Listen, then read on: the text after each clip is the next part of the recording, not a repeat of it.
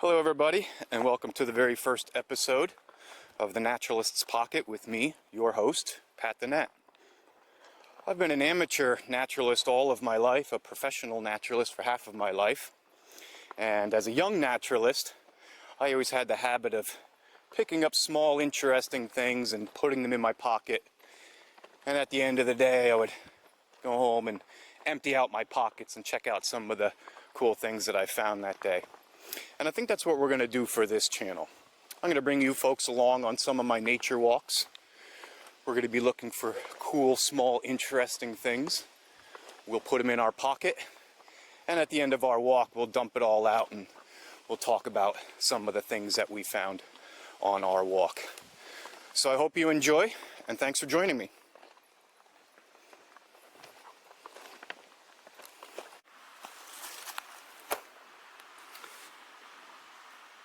Alright, before we begin our walk, I figured I'd show everybody my Naturalist's Pocket here. This is a little bag I'll be using to collect some small interesting things that maybe we'll be finding on some of our nature walks. And I gotta give a big shout out and a thank you to my 3 favorite subscribers for sending me these cool patches to put on my bag. You all know who you are. And as always, I love you. So let's take a walk.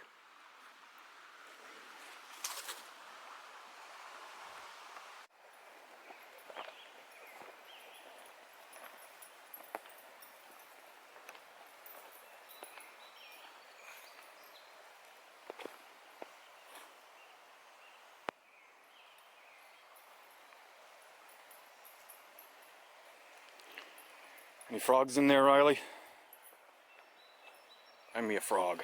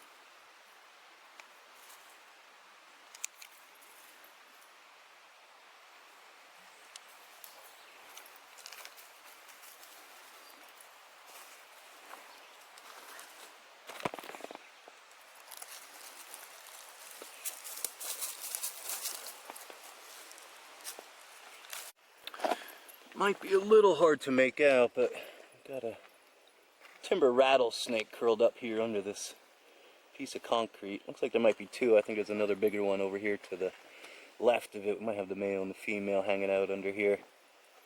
You see them here quite a bit, so we always keep an eye out for them whenever we come this way. And I don't think we're going to be putting any rattlesnakes in our pockets today, so we'll leave these two here to do their thing. Let's keep going.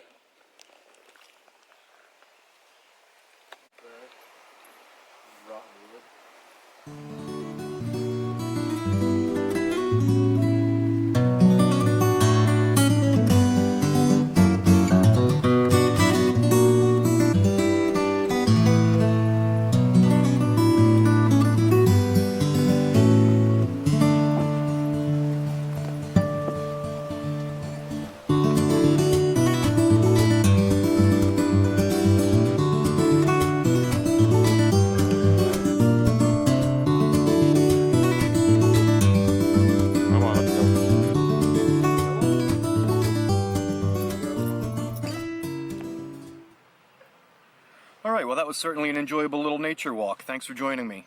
I think we found some interesting little things, and we had a rattlesnake as a bonus on that walk. But let's take a look at some of the things we found today. Obviously this one's a feather, and I believe this feather is probably from an American crow. We do have fish crows around here too, but the American crow is a little more common, so I'm going to go with American crow for our feather there. We also found a bunch of these chewed up walnuts. We found a couple of chewed up acorns here, and a couple of chewed up hickory nuts, and that chewed up pine cone there in the back. Now the leftovers from when animals chew up food and leave bits behind, we call it midden, M-I-D-D-E-N, and these are all examples of animal middens.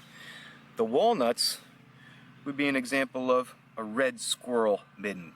Red squirrels are nice and neat when they chew open walnuts.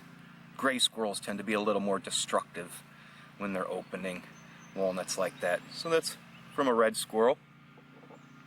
The little acorns that we found under the bark were probably from the white-footed mouse. That's the common mouse that we have that lives in the woodlands around here. So some acorns and some hickory nuts. And you can see the top is just nicely chewed open and all the good insides are eaten out.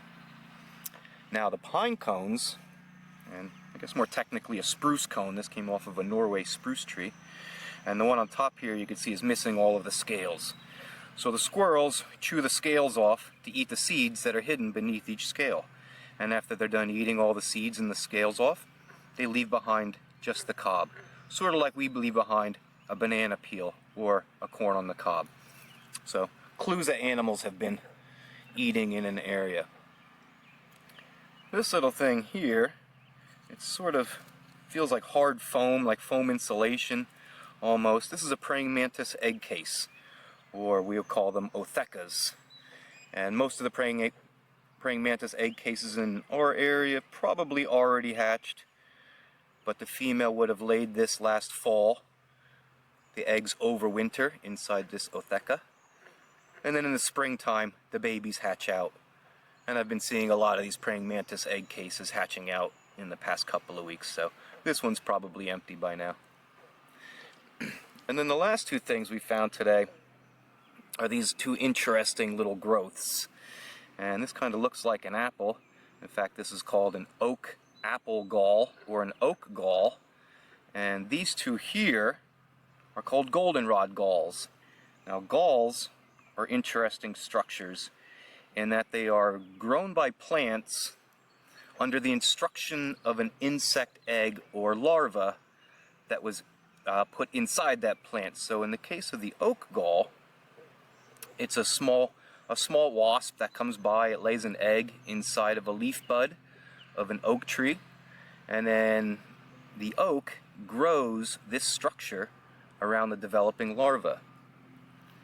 And the goldenrod gall, or the goldenrod ball gall, is formed by a small fly, sort of related to our fruit flies. But similar life history. The fly came by, laid an egg inside of the goldenrod, and that egg and larva then sort of contained instructions on how the goldenrod should grow a little nursery chamber for the larva inside. And these little goldenrod galls are a great food source in the winter time for downy woodpeckers and black-capped chickadees. They like to peck these open and eat the larva out of the inside. So pretty interesting little things we found today. But anyway, I hope you enjoyed our walk, and I hope to see you again soon. Thanks for joining me. Bye.